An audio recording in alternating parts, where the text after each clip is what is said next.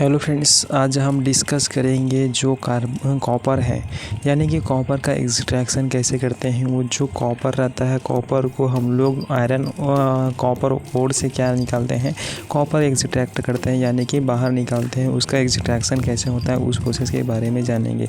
तो दोस्तों, ये जो वीडियो है वो है पायरोमेटलर्जी के लिए, यानी कि जो पायरो मेथड है, जो हम लोग पायरो मतलब बोला जाए तो आग से मतलब भट्टी में गर्म करके हम लोग जो निकालते हैं, एक्सट्रैक्शन करते हैं कॉपर का, उसके बारे में डिस्कस किया गया है। तो दोस्तों, एक और वीडियो बनाएंगे जिसमें कि हाइड्रोमेटलर्जी, यानी कि जो उसे एक्सट्रैक्शन करेंगे वो वाटर के सॉल्यूशन से, या जो वाटर का यूज़ करके हम लोग एक्सट्रैक्ट करेंगे उसको बोलेंगे हाइड्रोमेटलर्जी।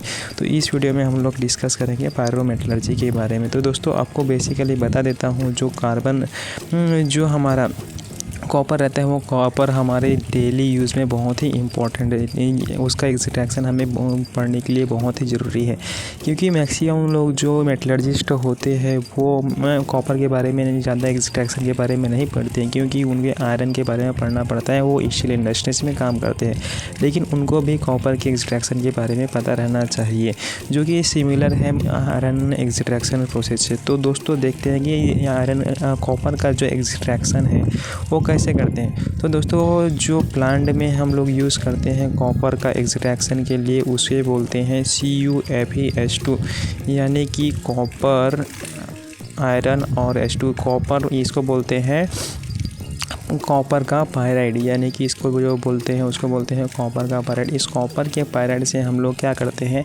कॉपर का एक्सट्रैक्शन करते हैं। जैसा कि यहाँ पे फॉर्मूला दिया गया है, कॉपर का एक्सट्रैक्शन किसे करेंगे हम लोग, पायरोमेटलर्जी से कॉपर पायराइड का। तो दोस्तों, देखते हैं कि स्टेप बाय स्टेप देखेंगे कि कौन कौन सा प्रोसेस हम लोग करते हैं कॉपर के एक्सट्रैक्शन के लिए। सबसे पहले फ्लो चार्ट देखेंगे, उसके बाद हम लोग एक एक प्रोसेस को डीपली समझेंगे कि कौन कौन सा प्रोसेस होता है। अगर आपको कॉपर के एक्सट्रैक्शन के बारे में जानना है तो ये फ्लो चार्ट आपको याद रखना पड़ेगा कि फ्लो चार्ट में कैसे कैसे कौन सा प्रोसेस होता है, और इस प्रोसेस को हम लोग डिटेल में समझेंगे केमिस्ट्री के थ्रू, जिससे आपको कि बहुत ही डिटेल से समझ आ जाए। तो फ्लो चार्ट में देखते हैं। तो दोस्तों, कॉपर और को हम लोग CuFeS2 को CuFeS2 जिसे बोलते हैं कॉपर का पायराइड, उसे हम लोग क्या करते हैं, आयरन ओर को निकाल देते हैं। उसके बाद उसको करते हैं, सबसे पहला मेथड है क्रशिंग, यानी कि उसको छोटे छोटे टुकड़ों में, जैसा कि हमने 20 mm 30 mm के रेंज में, उसको हम लोग क्या बोलते हैं, क्रशिंग कर लेते हैं। यानी कि छोटे छोटे टुकड़े में, एक से सिमिलर टुकड़े में हम लोग क्या कर सकते हैं, उसको क्रशिंग कर सकते हैं, ताकि वो हमें चार्जिंग के लिए आसानी हो और मटेरियल हैंडलिंग में भी हमें क्या हो, आसानी हो। तो दोस्तों, ये क्रशिंग करने के बाद उसको क्या कर सकते हैं, कंसंट्रेशन करते हैं। दूसरा स्टेप है कंसंट्रेट ओर, यानी कि उसको एक बात में आयरन और कॉपर ओर को हम लोग डाल देंगे, और वहाँ से थोड़ा पानी डाल के हम लोग क्या करेंगे, उसे धो देंगे। तो उसको क्या बोलेंगे, कंसंट्रेशन। और उसमें जो अवेलेबल रहता है, जैसे कि उसमें समय अमाउंट में जो आयरन और कॉपर और रहता है, उसमें क्या रहता है, सल्फर भी रहता है, जिससे हम लोग रिमूव करने के लिए क्या करते हैं, रोस्टिंग करते हैं। मतलब रोस्टिंग के प्रोसेस में जो कॉपर में अवेलेबल रहता है सल्फर, वो O2 के साथ रिएक्ट करके क्या बनाएगा, SO2 बनाएगा, और ये क्या होगा, बाहर निकल जाएगा, जिसे हम लोग क्या बोलते हैं, रोस्टिंग। इसे हम लोग रोस्टिंग करके बोलते हैं। उसे हम लोग रोस्टिंग के द्वारा उस सल्फ़र को रिमूव कर देंगे, यानी कि जो इम्प्योरिटीज़ है, हमें क्या चाहिए, कॉपर चाहिए। तो कॉपर के अलावा जो भी हमें जो मिलता है उसको क्या बोलते हैं हम लोग, इम्प्योरिटीज़। जो इम्प्योरिटीज़ है वो निकल जाएगा। उसके बाद फिर से हम लोग क्या करते हैं, रोस्टिंग करने के बाद स्मेल्टिंग करते हैं, यानी कि उसको हम लोग क्या करते हैं, फर्नेस के द्वारा स्मेल्टिंग करते हैं, जिससे हमें क्या मिलता है, स्मेल्टिंग करने के लिए कॉपर मैट। जो स्मेल्टिंग करते हैं उसको क्या बोलते हैं, यानी कि थोड़ा सा मेल्ट करते हैं, पूरी तरीके से उसमें इम्प्योरिटीज़ रहता नहीं है, उसमें थोड़ा सा इम्प्योरिटीज़ रहता है और वो मेल्ट हो जाता है, उसको क्या बोलते हैं, स्मेल्टिंग।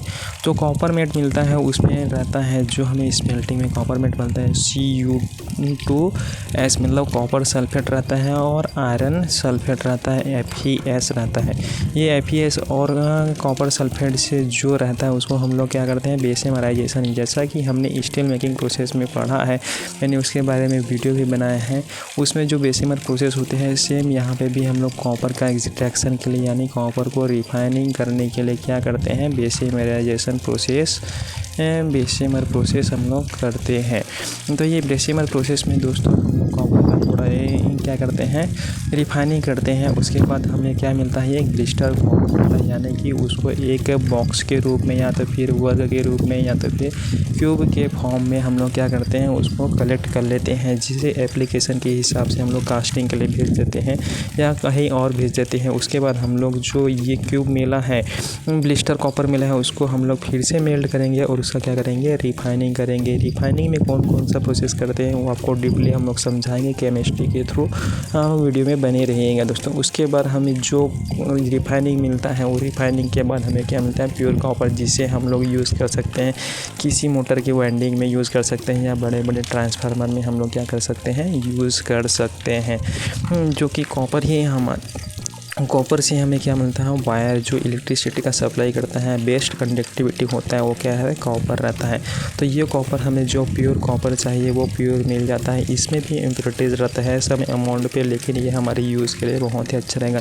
इसमें 99.99% क्या रहता है, उसमें रहता है कॉपर रहता है, जिसे हम लोग यूज़ कर सकते हैं, यानी कि उसका और मटेरियल वायर बना सकते हैं या फिर और कुछ भी बना के उसको क्या कर सकते हैं, यूज़ कर सकते हैं, जहाँ पे उसका एप्लीकेशन रहेगा।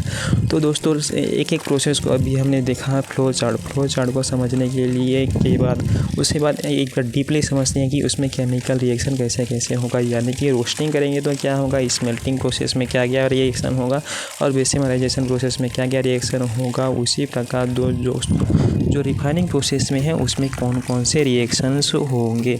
तो दोस्तों कॉपर का जब हम लोग रोस्टिंग करते हैं, तो रोस्टिंग करने के टाइम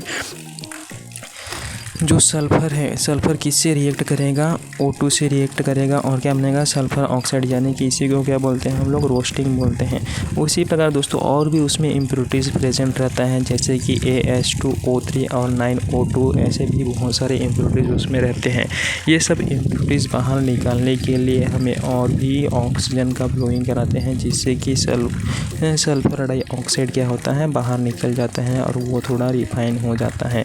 जो ये केमिकल रिएक्शन है, लेकिन मेन रिएक्शन आपको जो रोस्टिंग का है वो ऊपर वाला ही याद रखना है, ऊपर वाला ही मेन है कि हमें रोस्टिंग क्यों करना पड़ता है। और अभी देखते हैं तो दोस्तों सल्फ़र डाइऑक्साइड, जो सल्फ़र डाइऑक्साइड है वो हमें रोस्टिंग में बाहर निकलेगा, वो कॉपर सल्फेट के साथ भी रिएक्ट करेगा, जैसा कि ये रिएक्शन में देखा गया है, ये वाले में भी देखा है। और आयरन ऑक्साइड जो उसमें इम्प्योरिटीज़ के रूप में क्या रहता है, आयरन ऑक्साइड रहता है, उसके साथ भी क्या होगा, O2 रिएक्ट करके क्या बनाएगा, आयरन बनाएगा और आयरन ऑक्साइड भी बनाएगा। तो दोस्तों अब स्मेल्टिंग प्रोसेस देखते हैं कि स्मेल्टिंग प्रोसेस में रिएक्शन क्या क्या होता है। स्मेल्टिंग प्रोसेस में भी दोस्तों मैक्सिमम आउटपुट जो हमें मिलता है वो सल्फ़र ऑक्साइड मिलता है, क्योंकि सल्फ़र ऑक्साइड जो है वो गैस फॉर्म में हमारा क्या होता है, हीटिंग करने पे बाहर निकल जाता है। उसमें मैक्सिमम ज़्यादा जो कॉपर पायराइड का ओर रहता है, उसमें मैक्सिमम परसेंट में क्या रहता है, सल्फ़र रहता है, जिससे हम बाहर निकल जाता है हीटिंग करने के बाद। तो कॉपर का जो कॉपर सल्फेट है, कॉपर सल्फेट किसके साथ रिएक्ट करेगा, ऑक्सीजन के साथ रिएक्ट करेगा, यानी कि हम लोग जो ऑक्सीजन सप्लाई करेंगे उससे रिएक्ट करके क्या बनाएगा, कॉपर सल्फाइड ऑक्सीजन से रिएक्ट करके बनाएगा कॉपर ऑक्साइड और SO2 को रिप्लेस करेगा। जैसा कि हम आयरन मेकिंग में CO2 या CO कार्बन मोनोऑक्साइड को हम लोग रिमूव करते हैं, वैसा ही इसमें मैक्सिमम जो रिमूवल होता है वो सल्फ़र डाइऑक्साइड का ही होता है। उसी प्रकार दोस्तों आयरन ऑक्साइड जो है, आयरन ऑक्साइड वो रिएक्ट करेगा उससे तो क्या बनाएगा, आयरन ऑक्साइड बनाएगा और सल्फ़र डाइऑक्साइड बनाएगा। आयरन ऑक्साइड है वो सिलिका के साथ रिएक्ट करके क्या बनाएगा, आयरन ऑक्साइड प्लस सिलिका, जिसे हम लोग स्लैग के रूप में क्या करेंगे, बाहर निकालेंगे। जैसा हम लोग स्टील मेकिंग में स्लैब को बाहर निकालते हैं, वैसा ही सेम प्रोसेस है। उसी प्रकार दोस्तों कॉपर ऑक्साइड जो है, कॉपर ऑक्साइड उसे सिलिका से रिएक्ट करके क्या बनाएगा, कॉपर जो बनाएगा और उसके साथ साथ आयरन ऑक्साइड भी बनाएगा। The mixture of Cu2S and FeS called matte is obtain, यानी कि जो स्मेल्टिंग प्रोसेस में Cu2S और FeS जैसा आपको फ्लो चार्ट में बताया था, ये हमें मिल जाता है। तो ये दोनों को हम लोग क्या बोलते हैं, कॉपर का मैट।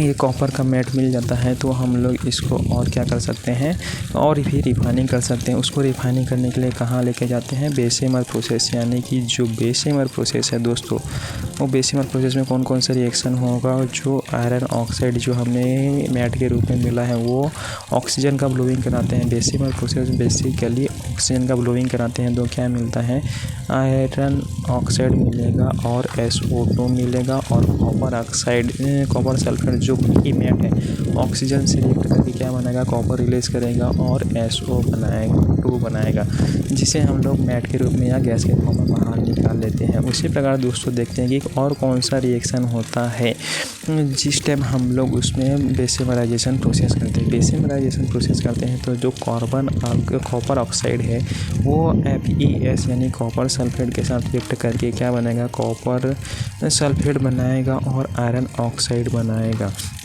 उसी प्रकार दूसरा रिएक्शन देखते हैं तो दोस्तों आयरन ऑक्साइड है वो सिलिका ऑक्साइड से रिएक्ट करके क्या बनाएगा, आयरन सिलिकेट बनाएगा। उसी प्रकार दोस्तों कॉपर सल्फेट जो है वो और रिएक्ट करके, जो कि मैट के फॉर्म में रहता है, वो रिएक्ट करके कॉपर ऑक्साइड से क्या बनाएगा, कॉपर को रिलीज कर देगा और SO2 यानी सल्फर डाइऑक्साइड को बना लेगा। तो और उसके बाद सबसे लास्ट में ये जो कॉपर हमें मिला है, ये कॉपर को हम लोग क्या करते हैं, रिफाइनिंग करते हैं। इस कॉपर को जिस Cu मिला है उसको हम लोग क्या करते हैं, लास्ट में रिफाइनिंग करते हैं ताकि उसमें और भी जो इम्प्योरिटीज़ है वो बाहर निकल जाए। उसको रिफाइनिंग के लिए हम लोग दोस्तों क्या करते हैं, refining of copper made thus obtain is done by the other poling और electrolytic refining flash smelting technique in special technique where the chalcopyrite ore is treated with the roasting. यानी कि जो दोस्तों कॉपर का और का हम लोग रिफाइनिंग करने के लिए क्या करते हैं, इलेक्ट्रोलाइटिक रिफाइनिंग का यूज़ कर सकते हैं। यानी कि जो दोस्तों हम लोग कार्बन एक बात बना लेंगे, उसमें 2 इलेक्ट्रॉन रहेगा, एक रहेगा एनोड, दूसरा रहेगा कैथोड। कैथोड या एनोड की ओर क्या होगा, कॉपर आके जमा हो जाएगा या और इम्प्योरिटीज है वो नीचे गिर जाएगा, जिससे हम लोग कॉपर का रिफाइनिंग बहुत ही अच्छे तरीके से कर सकते हैं और कॉपर को बाहर निकाल सकते हैं। इस प्रकार दोस्तों रिफाइनिंग प्रोसेस में 99.99% हमें क्या मिलता है, कॉपर मिल जाता है, जिससे हम लोग डेली लाइफ में क्या कर सकते हैं, यूज़ कर सकते हैं। तो इस प्रकार दोस्तों हमें प्योर कॉपर तो मिल गया है। एक बार प्रोसेस को रिवाइज करते हैं कि कौन कौन सा प्रोसेस हमने किया है। तो कॉपर का एक्सट्रैक्शन के लिए हमने सबसे पहले दोस्तों कॉपर पायराइड यानी कि CuFeS2 को लिया। CuFeS2 को हमने क्रशिंग किया। क्रशिंग करने के बाद दोस्तों उसको कंसनट्रेट किया। कंसनट्रेट करने के बाद रोस्टिंग किया। रोस्टिंग करने के बाद हमें उसमें मैट मिला, उसको हम लोग बेसेमर प्रोसेस में लगे गए। बेसेमर प्रोसेस से हमें क्या मिला, ब्लिस्टर कॉपर मिला। ब्लिस्टर कॉपर मिलने के बाद हमें कॉपर का रिफाइनिंग किया तो क्या मिला, कॉपर और मिला। उसको हम लोगों ने थोड़ा डिटेल में समझा है केमिस्ट्री के थ्रू, और स्मेल्टिंग प्रोसेस को समझा है केमिस्ट्री के थ्रू, बेसेमर प्रोसेस को समझा है केमिस्ट्री के थ्रू। उसी प्रकार रिफाइनिंग प्रोसेस को भी हमने थोड़ा सा इलेक्ट्रोप्लेटिंग के बारे में समझा है।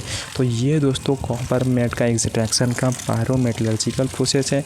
हम लोग हाइड्रोमेटलर्जिकल प्रोसेस में भी एक वीडियो बनाएंगे जिसमें डिटेल में समझाएंगे हाइड्रोमेट्रिकल प्रोसेस से कॉपर का एक्सट्रैक्शन कैसे होता है। तो दोस्तों ये पायरोमेटलर्जिकल प्रोसेस जो कॉपर का एक्सट्रैक्शन के लिए बनाया गया है वो आपको कैसा लगा, ये अगर आपको थोड़ा भी हेल्प हुआ होगा, थोड़ा भी समझ आया होगा कि जो कॉपर का एक्सट्रैक्शन कैसे करते हैं प्लांट में, तो दोस्तों ये वीडियो को लाइक करें और चैनल को सब्सक्राइब करें। मिलते हैं दोस्तों अगले वीडियो में। Thank you.